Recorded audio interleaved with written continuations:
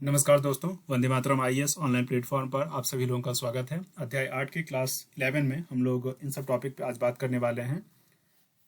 गैर कृषिगत उत्पाद बाजार पहुंच यानी नामा प्रोविजन डब्ल्यूटीओ का, स्विस सूत्र और स्वच्छता व पादप स्वच्छता उपाय। ये तीनों टॉपिक डब्ल्यूटीओ से रिलेटेड हैं, वर्ल्ड ट्रेड ऑर्गेनाइजेशन से रिलेटेड हैं, ट्रेड से रिलेटेड हैं यानी कि व्यापार से रिलेटेड हैं। ठीक है, अंतर्राष्ट्रीय व्यापार से रिलेटेड हैं। तो डब्ल्यूटीओ के प्रावधानों के बारे में पिछले 2 क्लासेस में हमने बात किया। उसमें एक था एग्रीमेंट ऑन एग्रीकल्चर यानी कृषि पर समझौता, जो कि जनवरी 1995 के साथ ही ये स्टार्ट हो गया, यानी डब्ल्यूटीओ के आने के साथ ही ये स्टार्ट हुआ है। अब इसके अंतर्गत मुख्य रूप से 3 इश्यूज आते हैं। पहला इशू जो है एग्रीमेंट ऑन एग्रीकल्चर का, वो है मार्केट एक्सेस, मार्केट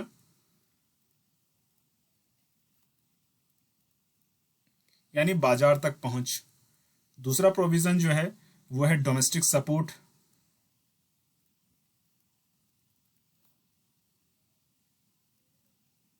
या डोमेस्टिक सब्सिडी भी इसको कह सकते हैं। ठीक है, और तीसरा प्रोविजन एक्सपोर्ट से रिलेटेड है, एक्सपोर्ट सब्सिडी से रिलेटेड है। ठीक है, ये 3 एग्रीमेंट ऑन एग्रीकल्चर के पार्ट हैं। अब ये जो तीनों प्रावधान है डब्ल्यूटीओ का, ठीक है, ये तीनों जिसके बारे में आज हम बात करने वाले हैं, ये एग्रीमेंट ऑन एग्रीकल्चर से जुड़ा हुआ या नामा जो है नहीं भी जुड़ा हुआ, ये मार्केट एक्सेस का लेकिन पार्ट है। ये ऐसी बात मैंने क्यों कही? क्योंकि मार्केट एक्सेस एक तो कृषिगत उत्पादों का हो सकता है, लेकिन नामा जो है वह मार्केट एक्सेस से रिलेटेड तो है, लेकिन गैर कृषिगत उत्पाद जो हैं उसके मार्केट एक्सेस से रिलेटेड है। ठीक है, लेकिन ये तीनों प्रोविजन किससे रिलेटेड हो गए? मार्केट एक्सेस से रिलेटेड हो गए। एग्रीमेंट ऑन एग्रीकल्चर के बाहर इसका दायरा है, लेकिन है फिर वो मार्केट एक्सेस का पार्ट। ठीक है, विस्तार से देखते हैं और समझ में आएगा। लेकिन हम आगे बढ़े इसके पहले पिछले क्लास में मैंने जो एक टॉपिक बताया था उससे रिलेटेड एक क्वेश्चन यहाँ है, बोल्सा फैमिलिया से रिलेटेड। ठीक है, इस क्वेश्चन को देखिए, आप इसका आंसर कमेंट बॉक्स में डालिए।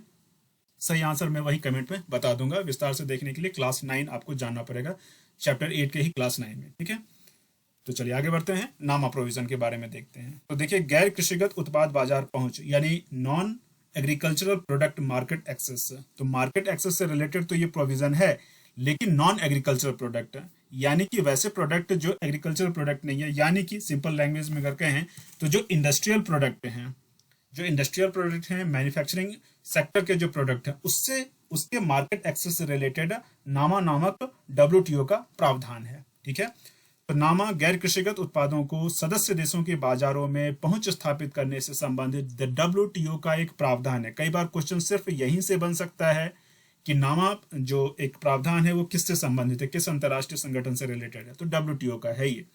लेकिन विकासशील देशों के द्वारा इसका विरोध किया जा रहा है। तो विकासशील देशों के द्वारा विरोध क्यों किया जा रहा है? तो देखो, कोई भी अंतर्राष्ट्रीय संगठन है, डब्ल्यूटीओ हो या फिर कोई भी अंतर्राष्ट्रीय संगठन हो, तो उसमें विकसित देश बनाम विकासशील देशों का पक्ष होता ही होता है। ठीक है, ऐसा क्यों होता है? क्योंकि जो भी इस तरह के अंतर्राष्ट्रीय संगठन हैं, वास्तविकता तो ये है कि इस तरह के अंतर्राष्ट्रीय संगठनों के माध्यम से ही पूरी दुनिया को चलाया जा रहा है।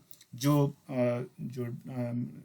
देशों का अपना एक पॉलिटिक्स है, वास्तव में उस पॉलिटिक्स से ऊपर भी, उन सरकारों से ऊपर भी इस तरह के अंतर्राष्ट्रीय संगठन अपने प्रोविजन बना रहे हैं, उसके माध्यम से पूरी दुनिया को अपने इशारे पे नचा रहे हैं। लेकिन ये अंतर्राष्ट्रीय संगठन किसके इशारे पे नाच रहे हैं? तो अंतर्राष्ट्रीय संगठन विकसित देशों के इशारे पे नाच रहे हैं। ठीक है, अब विकसित देशों के का बहुत ज्यादा यहाँ प्रभाव है, तो इस तरह के संगठन जो हैं उनके द्वारा बनाए गए जो प्रोविजन होंगे कई बार जो है विकासशील देशों के फेवर में नहीं होते हैं। तो विकासशील देश इस तरह के प्रोविजन का क्या करते हैं? विरोध करते हैं। चाहे वो पर्यावरण का मुद्दा हो, अंतर्राष्ट्रीय राजनीति का मुद्दा हो, अर्थव्यवस्था का मुद्दा हो, हर जगह आपको विकसित बनाम विकासशील का मुद्दा देखने को मिलेगा। इस बात को आप समझना।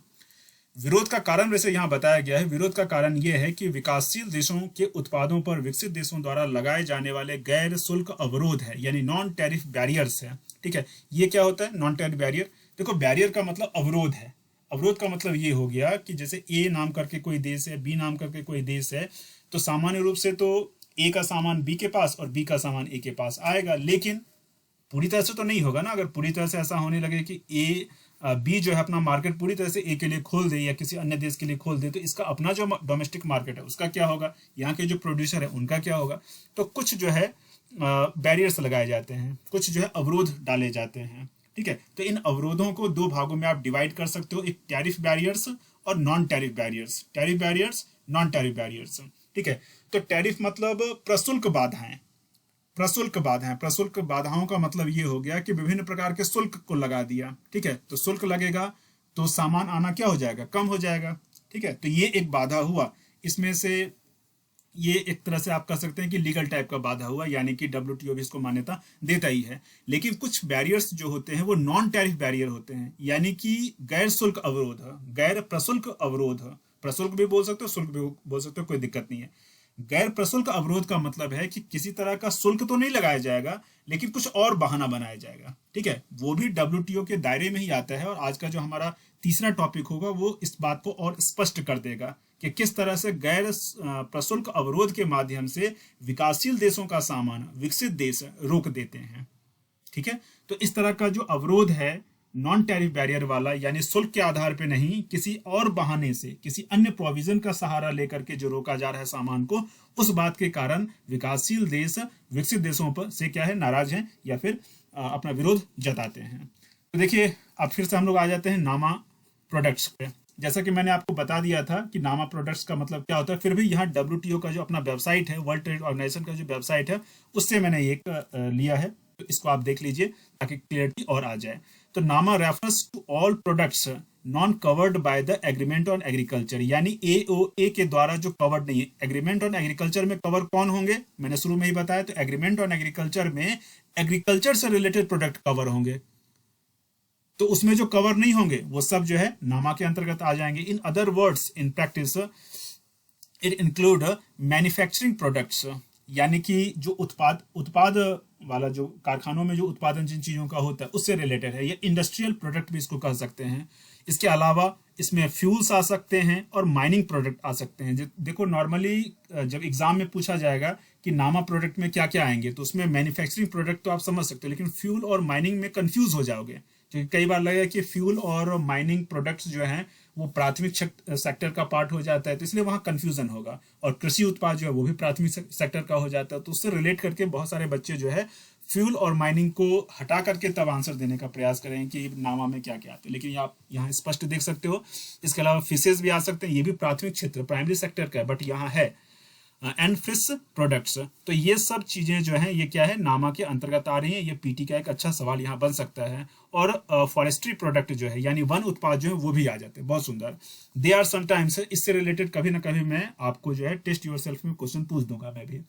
दे are sometimes refer to industrial products, ठीक है। इसको इंडस्ट्रियल प्रोडक्ट मैंने बोल ही दिया था, या फिर मैन्युफैक्चर्ड गुड्स इसको बोला जाता है। ये इंपॉर्टेंट क्यों है, नामा क्यों इंपॉर्टेंट है? तो नामा इसलिए इंपॉर्टेंट है क्योंकि आप देख सकते हैं कि ओवर द पास्ट ईयर्स, मतलब पिछले कुछ वर्षों का अगर डाटा लिया जाए तो सही आपको पता चलेगा कि इस तरह के प्रोडक्ट वास्तव में 90% जो है वर्ल्ड जो अंतर्राष्ट्रीय व्यापार है, ठीक है, अंतर्राष्ट्रीय वस्तुओं का जो व्यापार है उसका 90% इस तरह के प्रोडक्ट से बनता है। इसलिए नामा बहुत इंपॉर्टेंट है, एग्जाम के लिए भी इसलिए इंपॉर्टेंट है। चलिए नामा पे फिर से आते हैं अपने नोट्स पे। वर्ष 2002 में, अच्छा एक और बात, इस तरह का मान लो कि अंग्रेजी में कुछ कंटेंट इसलिए दिखा देता हूं क्योंकि ओरिजिनल मैटर जो है वहां से है। अब कोई क्वेश्चन बनाने वाला भी जो होगा ना, वो यहीं के मैटर को पकड़ेगा और यहां से क्वेश्चन बना देगा, ठीक है। इसीलिए इस तरह के स्लाइड्स का बहुत महत्व होता है। आप चाहे तो इसको इंग्लिश में ही या फिर उसको ट्रांसलेट करके हिंदी में अपने नोट्स में शामिल कर लें। एक्स्ट्रा नोट आपको कुछ करना पड़ेगा मेरे नोट्स के अलावा। वर्ष 2002 में नामा पर वार्ता करने के लिए एक दल की स्थापना की गई। वार्ता के दौरान सदस्यों ने गैर कृषिगत उत्पादों पर लगाए जाने वाले जो टैरिफ को स्विस सूत्र यानी स्विस फार्मूला के अंतर्गत कम करने का निर्णय लिया। अच्छी बात है, ये तो एक तरह से इंफॉर्मेशन आपके लिए हुआ। लेकिन स्विस फार्मूला किसको कहते हैं उसको हम आगे देखेंगे। स्विस फार्मूला में क्या किया जाता है कि सामंजस्य स्थापित करने का प्रयास किया जाता है। जैसे कोई किसी ने शुल्क ज्यादा लगा दिया, किसी ने शुल्क कम लगा दिया, अब इन दोनों के बीच में मध्य एक मार्ग निकालने का प्रयास किया जाएगा, सामंजस्य स्थापित किया जाएगा। क्या है आगे और विस्तार से देखेंगे। साथ ही गरीब व पिछड़े अर्थव्यवस्था के लिए सीमा शुल्क की कटौती के समय लचीलेपन का भी वादा किया गया था। नामा पर वार्ता अभी भी जारी है, तो जारी है इसलिए और इंपॉर्टेंट हो गया। तो भारत के लिए बाजार तक पहुंच यानी मार्केट एक्सेस का मुद्दा विकसित देशों के बाजारों में उच्चतम सीमा शुल्क में कटौती के साथ साथ उन सभी अवरोधों के विरोध से संबंधित है जो विकसित देशों के द्वारा विकासशील देशों के निर्यात को रोकने के लिए जानबूझकर लगाए जाते हैं। बहुत इंपॉर्टेंट पॉइंट है, ध्यान से देखना। अगर इस पॉइंट को समझ गए तो समझ जाओ कि अंतर्राष्ट्रीय व्यापार से संबंधित बहुत सारा मामला आपके दिमाग में क्लियर हो जाएगा। तो भारत का जो मुद्दा है भारत या अन्य विकासशील देशों का भी, वो सिर्फ मार्केट एक्सेस का तो है, लेकिन मार्केट एक्सेस में सिर्फ ऐसा नहीं कि प्रशुल्क ज्यादा हैं, सिर्फ उससे रिलेटेड नहीं है। किससे रिलेटेड है? प्रशुल्क के अलावा जो नॉन टैरिफ बैरियर्स हैं, जैसे मान लो पीछे जाते हैं तो और समझ में आएगा, जैसे मान लो सिर्फ शुल्क ज्यादा लगाया जाता है, उसमें तो कहा जाएगा भाई शुल्क को कम से कम करो, तो ये एक पॉइंट हो गया। लेकिन मैंने आपको बताया था कि सिर्फ टैरिफ बैरियर्स नहीं होते हैं, कुछ ऐसे भी बैरियर्स होते हैं जो कि प्रशुल्क से रिलेटेड ही नहीं है, कुछ अन्य बहाना बना करके बैरियर्स लगाए जाएंगे। ठीक है, तो भारत का मुद्दा सिर्फ जो है जो उच्च शुल्क है, उच्च सीमा शुल्क जो है, जो हाई टैरिफ है, सिर्फ उसी से रिलेटेड नहीं है, बल्कि भारत का मुद्दा जो है नॉन टैरिफ बैरियर से भी रिलेटेड है, जो कि विकसित देशों के द्वारा विकासशील देशों के निर्यात को रोकने के लिए जानबूझकर लगाए जाते हैं। उसके लिए भी डब्ल्यूटीओ के अंतर्गत ही प्रोविजन है, उन्हीं प्रोविजन का इस्तेमाल करके विकसित देश इस तरह का काम करते हैं। एक्चुअली विकसित देशों के साथ एक बहुत विशेष खास बात यह है कि कुछ भी वो करेंगे, जैसे थोड़ा सा अगर मैं इतिहास में लेके जाऊं तो आप देखोगे कि इतिहास में भी अगर अंग्रेजों को कुछ भी करना था तो हर चीज के लिए पहले कानून बनाते थे, और कानून बना करके ही उस चीज को करते थे। तो बहुत सारे लोग उस पर सवाल नहीं उठा पाते थे, उनको तो लगता था कि भाई एकदम रूल रेगुलेशन लॉ के अनुसार ही चीजें चल रही हैं, रूल रेगुलेशन लॉ के अनुसार ही चीजें चल रही हैं, तो विरोध कैसे करें। बहुत कम लोग ऐसे होते थे जो इस बात को समझ पाते थे कि लॉ ही गलत है, लॉ में सुधार करो। तो वही चीज अभी भी विकसित देश उसी चीज का इस्तेमाल कर रहे हैं कि पहले लॉ बना देंगे, लेकिन लॉ अपने फेवर में बनाएंगे, और जिनका शोषण करना उनके अगेंस्ट में बनाएंगे। तो वही चीज अभी भी कर रहे हैं कि बहुत सारे नॉन टैरिफ बैरियर के लिए भी प्रोविजन बनाए गए हैं, उन प्रोविजन के आधार पे अपना इनका जो एजेंडा है वो चलता रहता है। ठीक है, तो उस तरह के प्रोविजन को ही खत्म करने की आवश्यकता होती है। देखते हैं, अब दूसरा है स्विस सूत्र। इसके बारे में मैंने आपको बता ही दिया कि इसमें क्या होता है कि जिसमें किसी देश के द्वारा उच्च सीमा शुल्क लगाया जा रहा है, किसी के द्वारा निम्न लगाया जा रहा है, दोनों के बीच सामंजस्य स्थापित किया जाएगा। ये इस तरह का स्विस का सूत्र का मतलब क्या है, स्विस सूत्र या इस तरह के और भी फॉर्मूले, उसका मतलब क्या है? उसका मतलब ये है कि वास्तव में सीमा शुल्क में कटौती करने की कई सारी विधियां हो सकती हैं, कई सारे वैकल्पिक विधियां हो सकती हैं, इसको सूत्र के माध्यम से बताया जाता है। ठीक है, तो दो सूत्र के बारे में हम लोग यहाँ डिस्कस करने वाले हैं। तो स्विस सूत्र जो है ये सीमा शुल्क कटौती के लिए ऊंची दरों में उच्चतर और निम्न दरों में निम्नतर कटौती का प्रावधान करता है, यानी कि दोनों के बीच सामंजस्य स्थापित करने की स्थिति उत्पन्न करता है। इस सूत्र का प्रस्ताव जो है गेट के टोक्यो दौरे में स्विट्जरलैंड के द्वारा रखा गया था। वर्तमान में स्विट्जरलैंड इस सूत्र का विरोध खुद करते हैं। ठीक है, और उरुग्वे दौर के दौरान, उरुग्वे दौर क्या हुआ, गेट पहले तो गेट ही था, ठीक है, गेट के बाद जो है डब्ल्यूटीओ आया है। तो डब्ल्यूटीओ के ठीक पहले जो वार्ताओं का सिलसिला चला है उसको उरुग्वे राउंड का ये कहते हैं, मतलब डिस्कशन कहते हैं या वार्ता कहते हैं। ठीक है, डायलॉग्स, उरुग्वे राउंड डायलॉग्स बोलते हैं उसको। तो ये कब से कब तक चला है, तो 1986 से लेकर 1994 तक, फिर 1995 में डब्ल्यूटीओ ही आ गया। तो उरुग्वे दौर के दौरान जो सूत्र आया उसका समर्थन अब जो है स्विट्जरलैंड कर रहा है। अब ये सूत्र क्या है, तो ये है, देखते हैं इसमें। उरुग्वे दौर की वार्ता के दौरान जिस सूत्र का अनुमोदन किया गया उसके अनुसार देशों के लिए 6 वर्ष की अवधि में सीमा शुल्क में 36% यानी प्रतिवर्ष 6% की कटौती का प्रस्ताव रखा गया था। ठीक है, और 6 वर्षों में न्यूनतम 15% तो कटौती होनी चाहिए। तो सीमा शुल्क कटौती की यह समतल दर यानी कि फ्लैट रेट इसको बोला जाता है। तो दो का हमने देख लिया, एक तो स्विस फॉर्मूला देख लिया सीमा शुल्क में कटौती का, वो एक तरीका है कि जिसमें उच्चतर जो सीमा शुल्क जहां है वहां उच्चतर स्तर पर कटौती की जाए, निम्नतर सीमा शुल्क जो है उसमें निम्नतर स्तर की कटौती की जाए, और दोनों के बीच में एक हार्मनी स्थापित किया जाए, सामंजस्य स्थापित किया जाए। ठीक है, दूसरा जो है सीमा शुल्क कटौती का समतल दर, इसमें देख ही रहे हैं कि 6 वर्ष की अवधि में सीमा शुल्क में 36% की कटौती करनी है, इस तरह का फॉर्मूला है। सीमा शुल्क का कोई भी सूत्र हो, सहमति बन भी गया, जब तक इसको ढंग से क्रियान्वित नहीं किया जाता, इंप्लीमेंट ढंग से इसको नहीं किया जाता, इसका कोई मतलब बनता नहीं है। अब आते हैं स्वच्छता व पादप स्वच्छता उपाय। बड़ा ही महत्वपूर्ण टॉपिक है, इस बात को ध्यान से आप समझ जाइए और ध्यान से इसको देखिएगा। तो देखिए डब्ल्यूटीओ का एसपीएस समझौता, इसको जो है शॉर्ट में एसपीएस मेजर्स भी बोला जाता है। यह समझौता डब्ल्यूटीओ सदस्यों को खाद्य सुरक्षा यानी फूड सेफ्टी, पहला तो ये है, यहाँ सुरक्षा का मतलब सिक्योरिटी नहीं है, सेफ्टी है। ठीक है, तो फूड सेफ्टी। फिर दूसरा है जानवरों के स्वास्थ्य तथा पौधों के स्वास्थ्य। तो 3 पॉइंट्स पे SPS मेजर्स काम करता है। खाद्य सुरक्षा मनुष्यों के स्वास्थ्य से रिलेटेड है, ठीक है, ह्यूमन हेल्थ से रिलेटेड है। दूसरा जो है जानवरों के हेल्थ से रिलेटेड है। तीसरा जो है प्लांट्स के हेल्थ से रिलेटेड है। से संबंधित स्वयं के मानक तय करने की अनुमति देता है। क्या पॉइंट हुआ? WTO का SPS समझौता जो है, SPS प्रावधान, वो क्या कहता है कि इन 3 मुद्दों पर सभी देश अपने अपने स्तर पर एक स्टैंडर्ड तय कर सकते हैं। तो विकसित देशों ने स्टैंडर्ड तय कर दिया।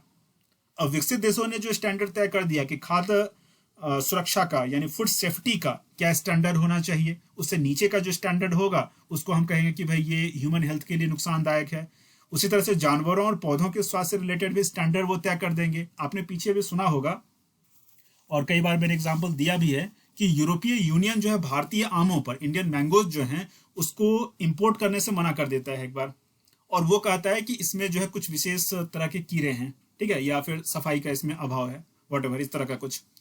अब वो इसी प्रोविजन के अंतर्गत हुआ, SPS मेजर के अंतर्गत हुआ। क्यों? क्योंकि यहाँ तो उसी आम को ढंग से लोग खा रहे हैं। इवन सबसे अच्छे अच्छे आम जो हैं वो बाहर एक्सपोर्ट किए जाते हैं, ये तो सामान्य रूप से आप सुनते ही होंगे। तो हमें प्रॉब्लम नहीं है, लेकिन वहां प्रॉब्लम है। क्यों? ऐसा क्यों हो गया? क्योंकि उस पर्टिकुलर देश ने क्या किया कि उसके लिए अपना एक स्टैंडर्ड तय कर दिया कि इस स्टैंडर्ड से नीचे होगा तो उसको हम इंपोर्ट नहीं करेंगे। अब इससे क्या होगा कि हमारा जो उत्पाद है वो तो बाधित हो गया, वो बैरियर हो गया। लेकिन ये कौन सा बैरियर हुआ? ये नॉन टैरिफ बैरियर ही तो ये है, ये नॉन टैरिफ बैरियर है, ठीक है। तो इस तरह से चीजें, लेकिन यह मानक, अब जो WTO का प्रावधान है वो तो ये कहता है कि इस तरह का कोई भी स्टैंडर्ड है, कोई भी मानक जो है वो विज्ञान आधारित होना चाहिए। अब विज्ञान भी उन्हीं के मतलब अनुसार चलता है। अब वो वैदिक विज्ञान को तो मानेंगे नहीं, भारत के अनुसार जो परंपरागत रूप से जो चलती चीजें आ रही हैं उसको तो मानेंगे नहीं। अपने हिसाब से विज्ञान के रूल को भी वो क्या करते हैं, डिफाइन करते हैं। बहुत सारे रिसर्च एंड डेवलपमेंट अपने हिसाब से वो करते हैं। तो इसीलिए इस तरह के जो प्रोविजन है वो स्वतः ही क्या हो जाते हैं, विकसित देशों के फेवर में चले जाते हैं, ठीक है। प्रोविजन ये कहता है कि इनका उपयोग केवल मनुष्य, जानवरों और पौधों के जीवन व स्वास्थ्य के संरक्षण के लिए होना चाहिए। एक तरफा या असंगत व्यापारिक लाभ प्राप्ति के लिए या देशों के मध्य भेदभाव करने के लिए, व्यापारिक संदर्भ में देशों के मध्य भेदभाव के लिए नहीं होना चाहिए।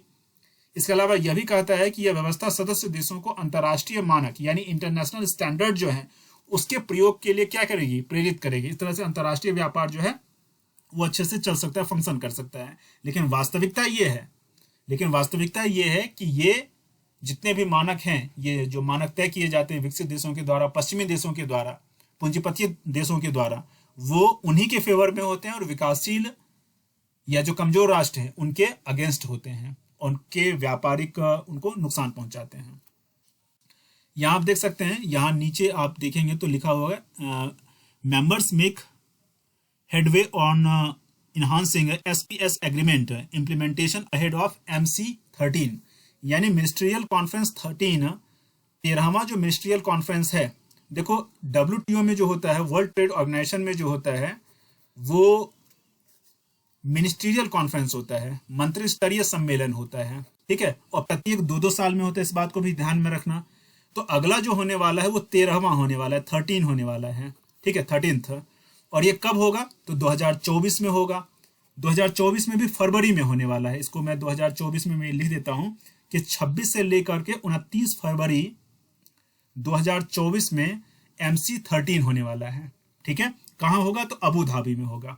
अब उसी की तैयारी के लिए SPS एग्रीमेंट में जो कुछ नए मतलब प्रोविजन जोड़े जाएंगे, जो कुछ भी सुधार किया जाएगा, उसके लिए WTO में बैठ के ये लोग सब विचार विमर्श कर रहे हैं। देखो WTO में बैठ के विकसित और विकासशील देशों के बीच में किस तरह की चीजें चल सकती है उसका विचार विमर्श किया जा रहा है। कई बार जो है पूरे प्लानिंग के साथ विकासशील देशों के साथ भेदभाव का पूरा तरीका अपनाया जाता है। अब विकासशील देशों की चिंता क्या है? तो विकासशील देशों का मानना है कि यह समझौता विकसित देशों के पक्ष में है। इस प्रस्ताव का उपयोग कई बार विकसित देशों के द्वारा सिद्ध किया जाता है कि विकासशील देशों में अनुचित किस्म का खाद्य सुरक्षा उपाय अपनाया जाता है, पादप सुरक्षा उपाय अपनाया जाता है, जानवरों के स्वास्थ्य संबंधी मानक, ये सब अनुचित किस्म का है। यानी कि उनका जो स्टैंडर्ड है, उनके स्टैंडर्ड से बहुत लो स्टैंडर्ड है, इसीलिए हम इनके प्रोडक्ट को क्या करेंगे, नहीं मंगवाएंगे। वह इस आधार पर विकसित देश विकासशील देशों के उत्पाद रोक देते हैं। एक बात आप समझ के रखिए कि विकसित देश जो पश्चिमी देश हैं ऊपर ऊपर से तो बहुत साफ सफाई स्वच्छता की बात करते हैं, अंदर में देखा जाए तो इतनी बहुत सारी ऐसी चीजें उनके द्वारा ऐसे मानक अपनाए जाते हैं जो कि मुझे लगता है कि एक सभ्य मानव समाज तो अपना ही नहीं सकता है।